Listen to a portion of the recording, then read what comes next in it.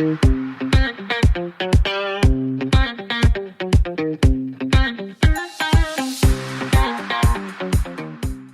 and welcome to another episode of the RevRx podcast, where we discuss how to thrive in faith, family, and health.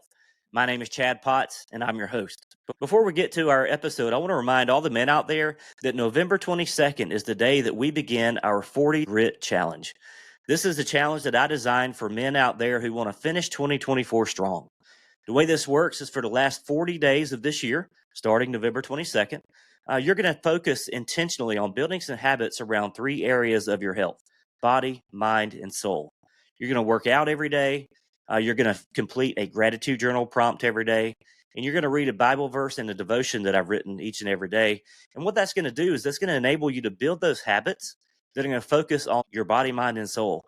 And it's going to really help you unleash your potential and go into 2025 with positive momentum. How many times do we go through the holidays and we just let ourselves go? We coast through there, and come January 1st, we've got to work through all of the struggle the holidays have brought us, and to even think about any of those resolutions. And so I've created this with men in mind who really just want to level up. They want to play a bigger game. They want to become the very best father and husband that they can possibly be. And this is going to help you build those habits. So if you want to check us out, www.therevrx.com/40grit. That's THEREVRX.com/40grit, GRIT. You can also follow me on social media. You can find me as Chad Potts personally or RevRx. Look forward to starting that challenge with each and every one of you. Thank you for those who have already signed up, but you don't want to miss this. It's going to be a great opportunity to become the very best version of yourself. And that takes us to today's episode, which is all about playing a bigger game. Today, I'm so excited for you to meet my friend, Markus Kaulius. Markus has been featured on Forbes magazine, among others. He's really a force to be reckoned with when it comes to self-improvement. But not only that, he's a man of God. He's a man of faith, and he believes that God comes first in everything that we do. And he's going to give us some tips from the book that he's written and from his experiences with his own story and his own life about how to really level up in life. Too many times I see men that are trapped, they're stuck, they're complacent, and they don't see that there's a way out. But we're going to talk about how today there is a choice that can be made. And today you can start your journey to being the very best version of you. So buckle your seatbelts. It's going to be a fun ride today. Markus brings so much energy. He's the most positive person I know. And so without further ado, I introduce to you my new friend, Markus Kaulius. Markus, thank you so much for joining us today on the RevRx podcast, man. What a privilege it is to have you here with my audience. Thank you, Chad. Psyched to be here. I'm excited for this conversation, and I'm excited to give your audience some big takeaways, some actionable advice so that they can make changes in their life and experience something new today. Love it. I've been following you a while, and I really appreciate the work you're doing in the world, particularly when it comes to helping people level up. I see people every day that are settling for far less than their capacity. Yes. Settling for far less than their potential. Yeah. And you've decided to do something about that. And so I'd love to get into that today with you. I'd love for you just to introduce yourself to us. Tell us a little bit about your story and kind of what motivated you to go down the journey that you're going down today as an author and a speaker and all of the good things you've got going on. Oh, thank you so much, Chad. You know what? I'm actually going to start with something you just said, what you recognize, and it's clearly the same thing that I recognize. It's one of the greatest tragedies of today: complacency. Everybody is just so complacent. We're striving for comfort over everything else. Wow, yes, I'm so comfortable with my life, and taking a risk that sounds uneasy, and man, we just settle for so little in our lives. You've been gifted with so many blessings, sure, so much talent, and you're just going to use it to watch Netflix? Really? Is that what we're doing here? Yeah, that's all you're doing. Yeah. Yeah. And, I've been blessed in my life to have turned that switch. God turned some different switch in me to go, no. I'm addicted to growth. I feel just so right when I'm growing. Yeah. I need to listen to my podcasts every day. I need to get my exercise every day. And I do not feel right, just like someone wouldn't feel right if they took the day off of eating food. Mm-hmm. So I just feel like I'm put on this planet to help others, not recognize their faults or anything like that. Man, I have so much mercy for people. If you are Sure. super comfortable and you do not want to change, that's fine. This message is not for you. But I'm guessing you're not listening to this podcast because you like comfort. Yeah. So if you are going, man, I think he's talking to me, I should be playing a bigger game in life. Yes. I'm talking to you. So hopefully today there's something in my message, maybe something in my history that makes you go, oh my goodness, this guy was once just like me. And if he can do it, then I can do it too. A lot of power in that. Sure. Beautiful. So let's talk about where I started, which is a very stuck human being. I was so stuck. We grew up very poor. After the divorce when I was 7, my dad was out of my life. My mom now had to go back to school full-time, work full-time. We were not only poor, but just poor in spirit, poor in love. There was, I struggled to experience love when I was young. I didn't believe I was worthy of it. And when you are so stuck like that, so I'm hoping people are listening going, oh, he's kind of talking my language right now. Yeah. Yeah. I just hated that feeling so much. I hated what people said about me, like the bullying, the holding me down. And I was inside going, no one understands me, but there must be something more for me. And so I'm hoping if someone has that voice inside them right now, I hope they're going, okay, I'm listening. Is there something I can do to do more with this life? And the answer is absolutely yes. And it's going to start with a choice. It really is that easy. It starts with just, okay, I'm going to choose a different path starting today. Yes. Now, that choice is the easy part. And yes, it gets more tricky and difficult, and you actually have to put in some work. But here's the thing. The unease you will feel on this new path, it has such massive payoff.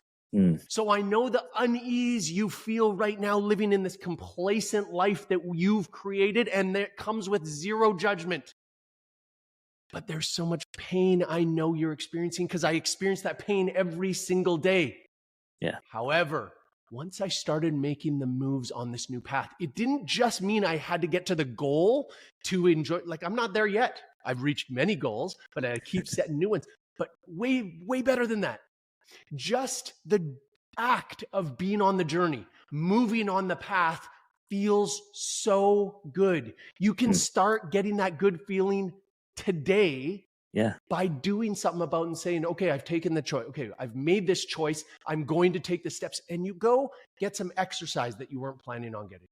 You go for a walk today and you go, oh my goodness, that actually does feel pretty good. You don't go, oh my goodness, I have a totally different body now. No. Right. And I'm so sorry that the internet and social media has you believing that, which I get it. It does. Oh, you can change everything by tomorrow, your whole body, I'm sorry, that's not true. However, if you just enjoy the moment and go, you know what? I'm awesome. I made the choice and then I went out and did something about it and I'm on this better path. Yeah. That is the change that you can appreciate, enjoy, and then it just keeps getting better every day from there. I love that. And one of the things you hit on is that we all have a choice. We all absolutely have a choice. I think sometimes we think this is our lot in life. Yes. And you use the word stuck. Yeah. I relate very well to that word stuck.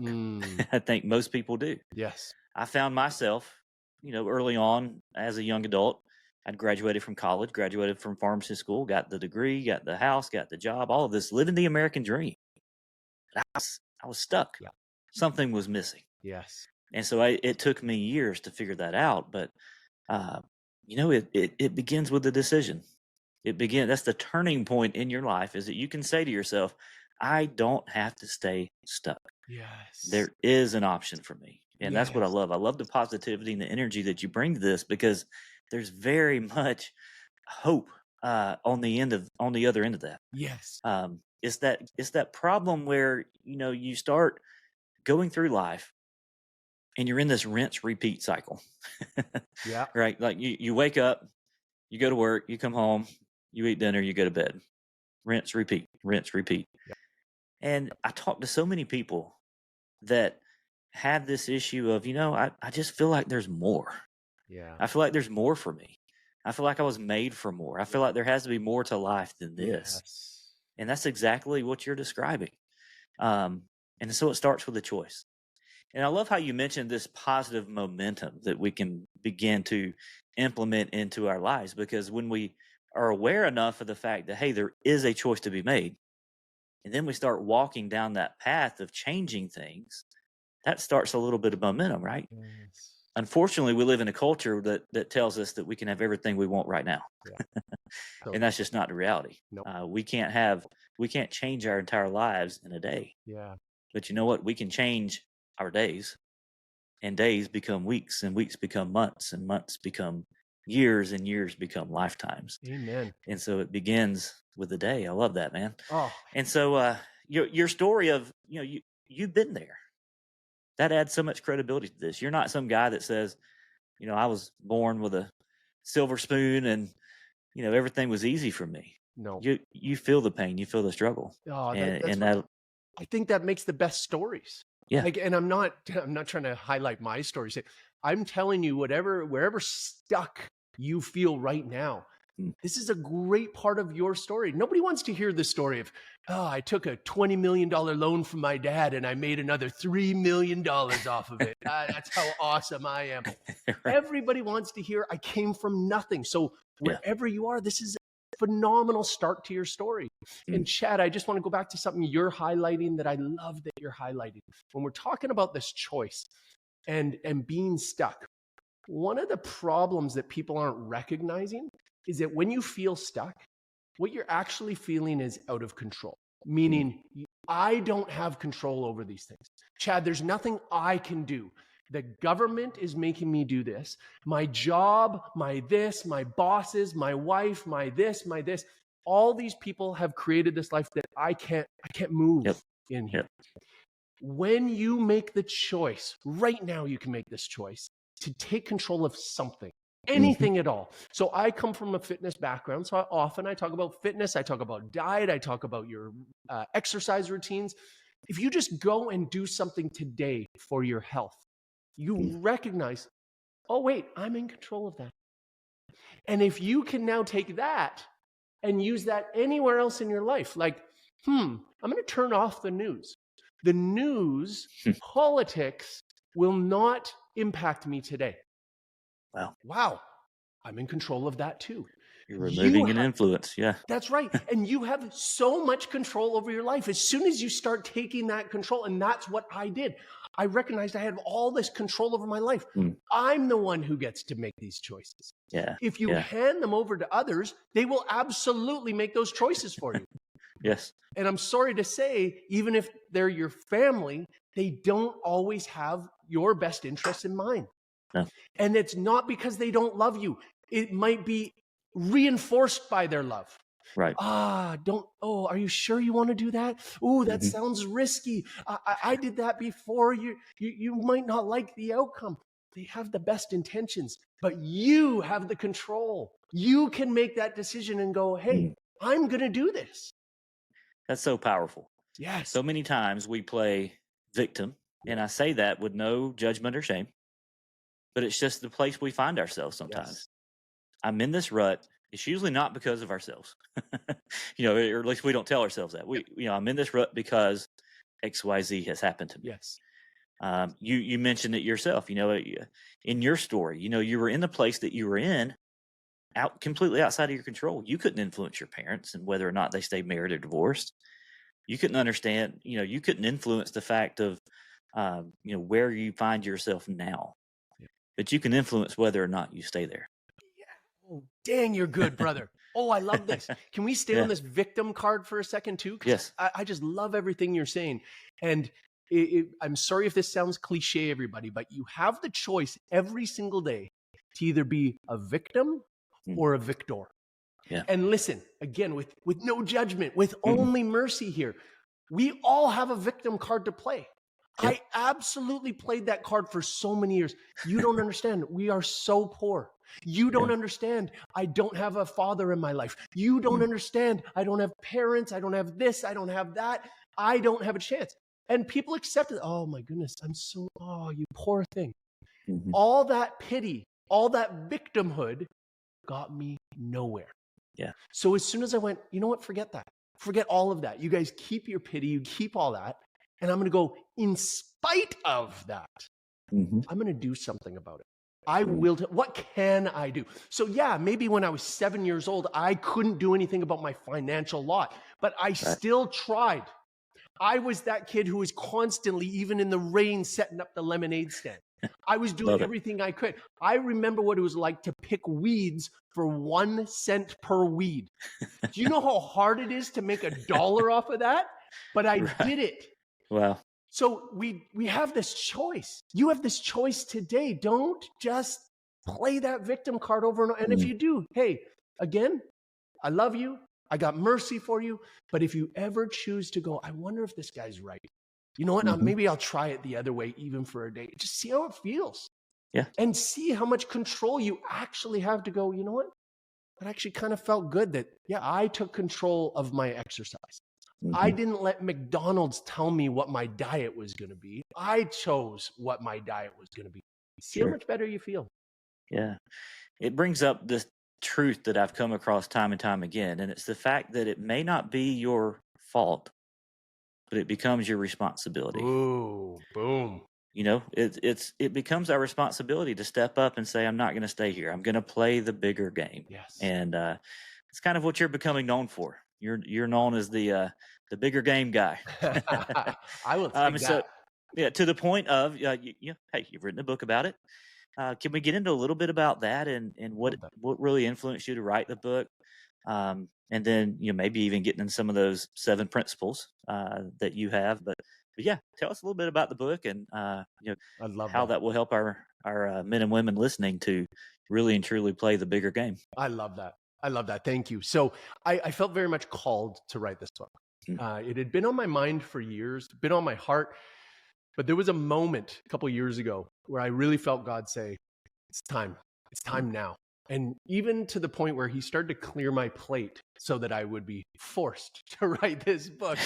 And I really loved the process because there was just so many, as I was typing, I really felt that this book was being written through me. And all these experiences that I've had in my life, the book is littered with the different stories to help illustrate the different points that I'm making. But I'll tell you guys this about my book. If you end up listening to the Audible or reading the book, by the way, it is my voice. So if you are liking what you're hearing, you're liking the energy, you can expect it from the Audible book. That's great. But what I put into this was simple principles and then challenges. Because you have to do these challenges. You have to actually take action. And this is one of the other problems with this world is we don't take action on anything. We consume.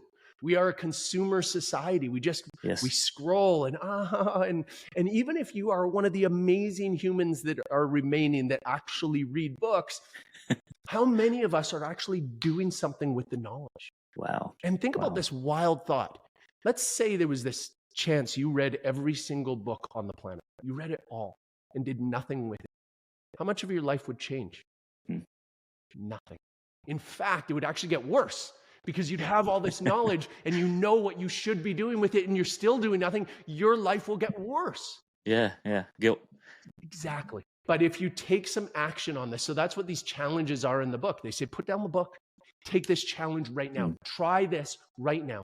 And there's just these little perspective shifts, just these tiny little changes in your life to help you go, oh, wow, maybe I'm looking at this the wrong way.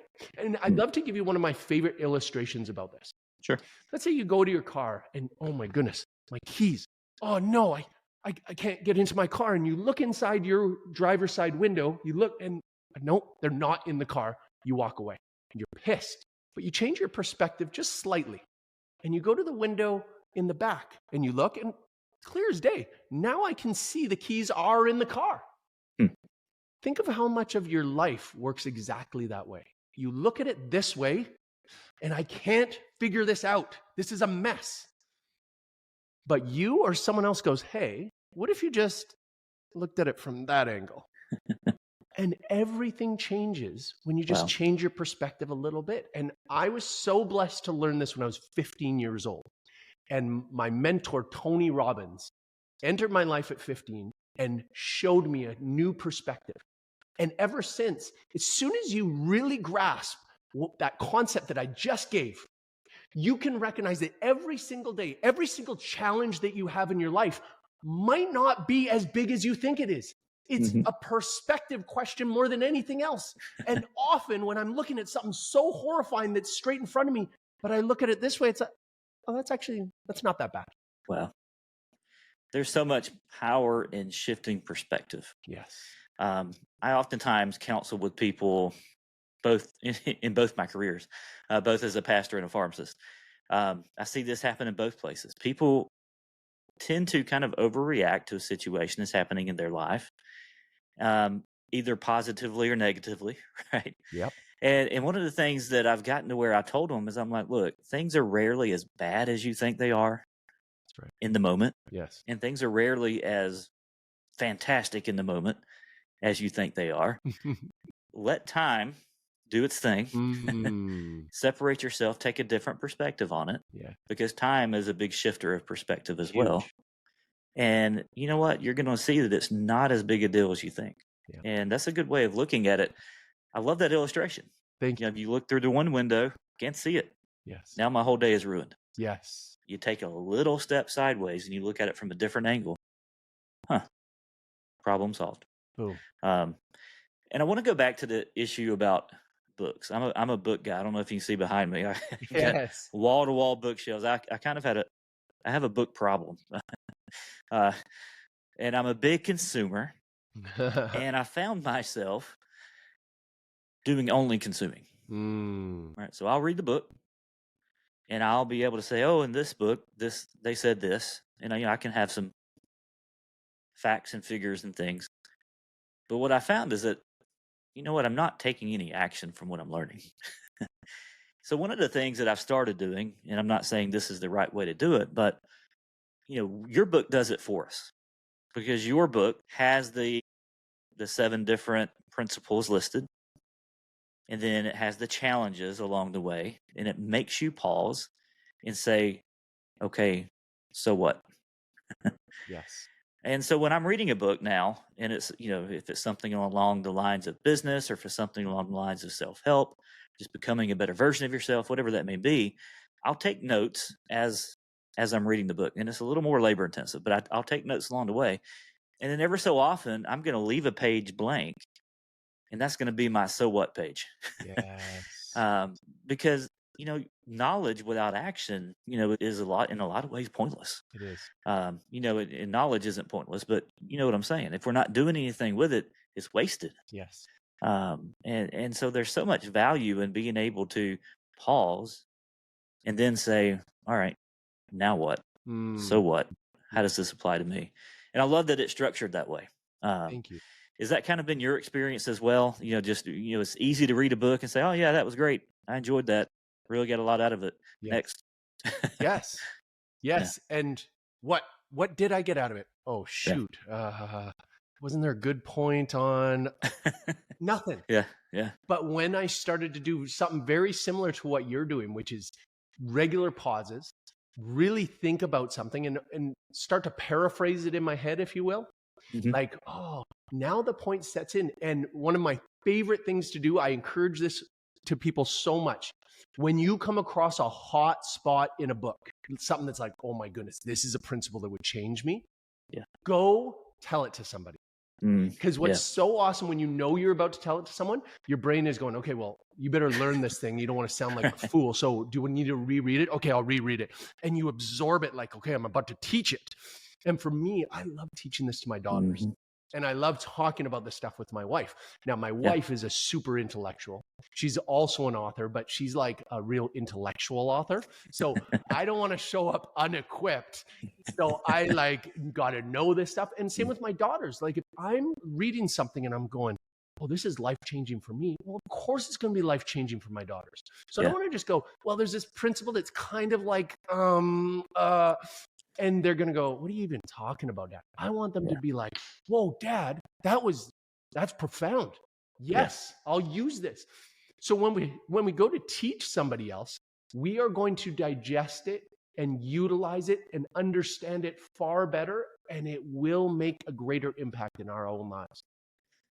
So I've had the experience of going to share something that's just blown me away with my wife, and I'll get halfway into it, and I'm like, I don't think that's right. Let me go back and if you know it well enough to teach, that's kind of my barometer. If you know it well enough to teach it, it's going to make a difference. Yes. And so I love that. I love that component. By the way, Chad, we've all been there, brother. We've all started to tell her, okay. And then she even asks like one little question, or she makes this look on her face, like, and you're like, wait, I'm probably saying it wrong. Let me go read it and figure it out. That's right. And so, one of the things I want to talk about are some of those practical tips. So if you find yourself stuck, yes. Step 1, realize there's a choice. Yes. Step 2, make that choice. Yes. Start walking down that path of improving yourself. Some of the examples we talked about were exercise, going for a walk, eating healthy, that sort of thing. But what are some ways that my listeners can really start stepping into this bigger game? And what are some of those decisions that they can make along those paths to kind of make it bigger and bigger as we go? I love this. So I'm gonna go down a path. The word modeling just came into my mind. I love modeling. And what I'm not saying I love, hey, how you doing? Not that kind. Not that kind of modeling. Modeling means finding someone in my life who already clearly is living out this principle or whatever it might be that you want in your life. So it could be fitness, it could be health, it could be being a good dad, it could be being a good husband, it could be being a great entrepreneur, be someone who's good with money. Whatever characteristic that you're going, I wish I had more of that in my life, you can choose and find somebody in your life who models it well and just start asking some questions. And now taking it a step further, one of my favorite things to do for my own mind is to recognize that if someone else can do it, there's no reason that I can't do it. Yes. This is so profound. And I think so many people go, well, he can do it or she can do it, but not me. I wasn't born with whatever. So I want to go back real quick to let people know. My first 15 years on this planet were brutal. You would not recognize me. If you saw me, you'd go, there's no way this is the same human being. Confidence, I had zero. And I want to focus on confidence for a second because I think the majority of human beings, even the confident ones, would be like, I would like it if I was a bit more confident. Right. Confidence is 100% a choice. Yes.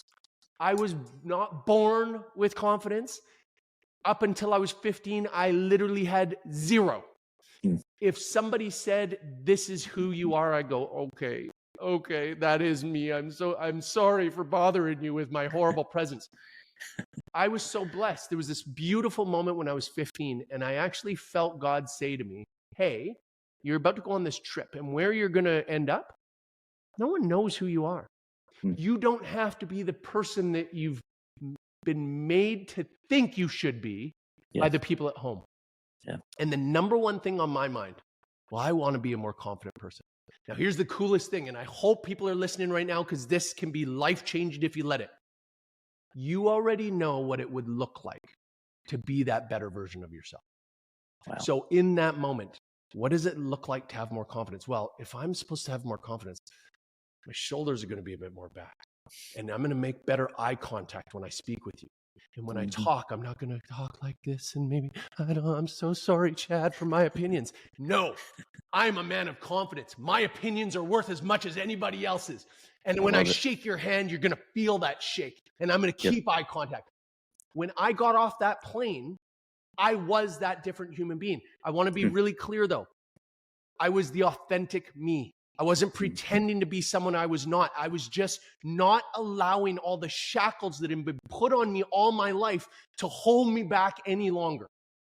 And when I got off that plane and I was that new version of me, everyone accepted that new version of me. And I got all the spoils that someone with that kind of confidence should get.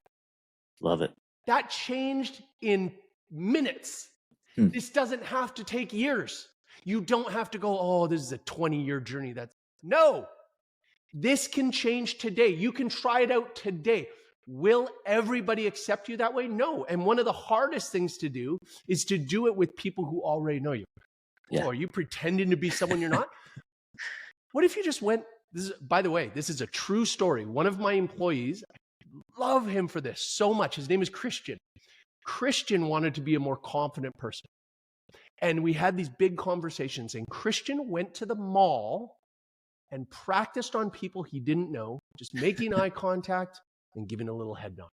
Wow. That's how easy it can be. A little more confident. Hey, you're going to learn so much. You're going to learn so much about interacting with others. Will it work on everybody? Of course not. I'm sure Christian had people going like, I don't know you. But he also had people for the first time go, that is so impactful. And now you get to decide. And ultimately, that's my biggest point here. You get to decide. I'm not telling you you have to be a more confident person. No. Right. But if you want to be, what's holding you back? And getting into that a little bit, what is holding us back? I know for me, and I can't speak for you, I know for me, it was buying into a false narrative. Yes. A lot of it was negative self-talk. Yes. We're way harder on ourselves than we would ever be with anyone else. Oh, yes. A lot of it were in, I'm a pastor. I have a Christian worldview. You're a man of faith as well. I believe we have an enemy that wants nothing more than to keep us from our potential. 100%. Yes. And a lot of that is us entertaining these thoughts that come into our mind that we're not good enough, or no one will ever want to hear our voice. Yeah. Or we're not important. Yes. Those were the things that have gone through my mind in the last couple years. Because as I set off on a journey to start a coaching business, I have a doctorate in pharmacy. That helps me zero with marketing a business. I don't have an MBA. I don't have any credentials. Who am I? Well, God called me to it. I figure he'll equip me. Yes. When I started this podcasting journey, I'm naturally an introvert. How is that going to work? No one's going to want to listen to me. No one's going to want to hear my voice. You know what? I was called to it. Yes. I stepped out, made that decision, and stepped out, and the Lord will bless that. Yes. He will honor our stepping out in faith. Yes. And it's not until we get past realizing that a lot of what we believe about ourselves is not true that we'll ever be free enough to pursue being a courageous, being a bold, being a confident person. We've got to get past that, don't we? Yeah, we do. Oh, Chad, so beautiful. I'd love to make two comments on what you just said. First, this idea that we're not qualified. Oh, it is such a lie of the enemy. And I want to just keep going with your example for a second. This idea of, hey, I'm an introvert. So that disqualifies me from being a podcaster. Right. So are there no introverts on this planet who want to listen to podcasts? Sure. And are there any introverts out there who might not want to listen to an extrovert on a podcast?